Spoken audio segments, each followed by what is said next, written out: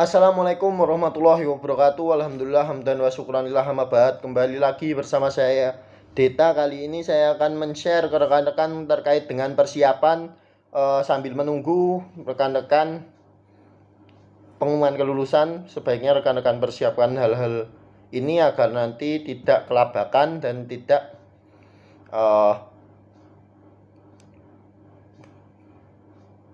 salah arah atau tidak melakukan hal-hal yang tidak sesuai.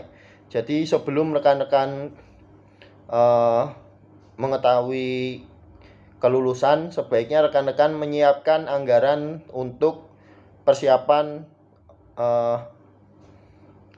alokasi penempatan rekan-rekan.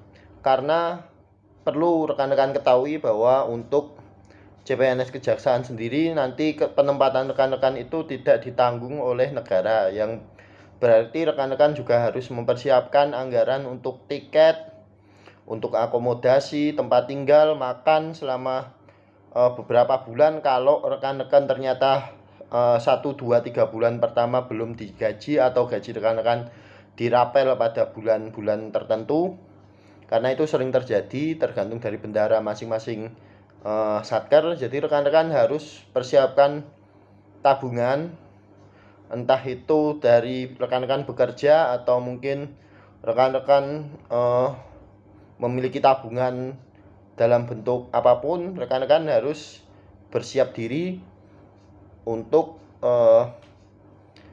penempatan nantinya.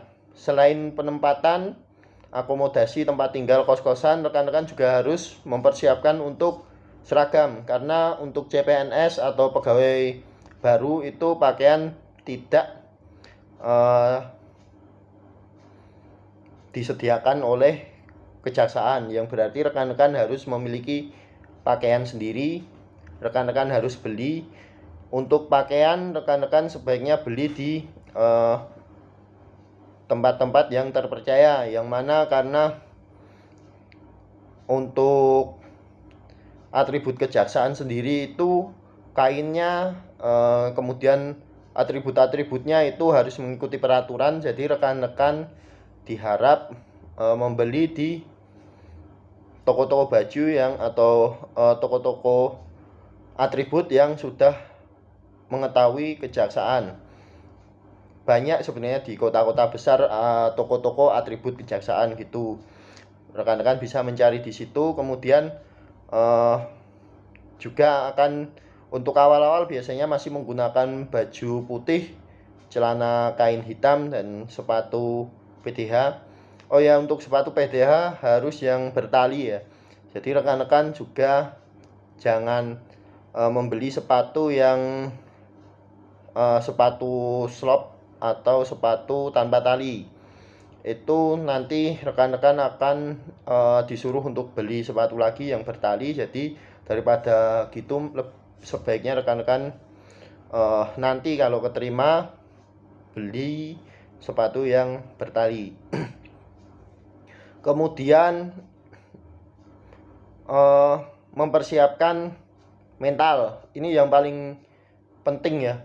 Mental, kesehatan itu paling penting untuk rekan-rekan siapkan, karena kita tidak tahu akan di mana kita nanti. Mungkin orang-orang yang dari Solo, dari Jogja yang biasa lemah lembut, nanti akan ditaruh di tempat yang orang-orangnya agak tegas, agak dengan nada-nada yang tinggi. Mungkin rekan-rekan akan kultur shock. Nah, hal ini rekan-rekan harus hadapi dari sekarang.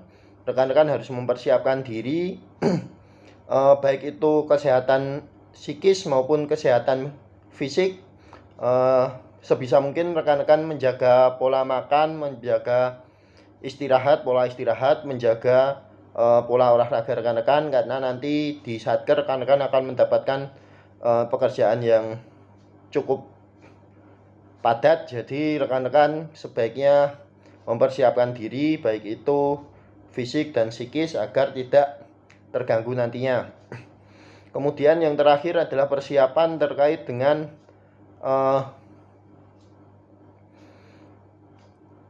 kru atau angkatan atau rekan-rekan. Jadi sebisa mungkin rekan-rekan jangan sampai lost kontak dengan teman-teman yang tes atau mengikuti tes bareng-bareng. Nanti ketika rekan-rekan ternyata lolos dan mendapat penempatan yang sama, jadi rekan-rekan bisa berangkat bareng-bareng, bisa berdiskusi terkait dengan akomodasi,